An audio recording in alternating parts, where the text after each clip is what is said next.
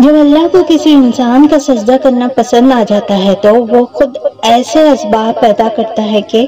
انسان سجدہ کرنے پر مجبور ہو جاتا ہے، اور اگر اس چیز کا خیال اللہ آپ کے دل سے نہیں نکال رہا جسے آپ بھولنا چاہتے ہیں، تو سمجھ جائیں کہ وہ آپ سے اس خیال کے ذریعے رابطہ بحال رکھنا چاہتا ہے، یعنی اسے آپ کی آواز بھا گئی ہے، آپ کے مانگنے کی تڑپ پیاری لگی ہے، اور جس سے وہ خود رابطہ رکھنا چاہتا ہے اس کے نصیب کی کیا ہی بات ہے۔ بس پھر جو سجدے میں گر کر اللہ کی محبت کی لاج رکھتا ہے،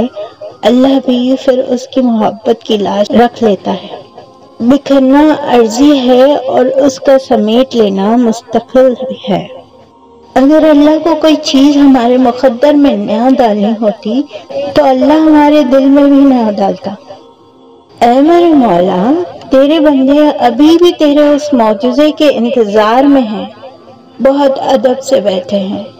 جس معجزے کی تکمیل کے لیے تو نے انہیں تہجد کے سجدہ نصیب فرمایا ہے۔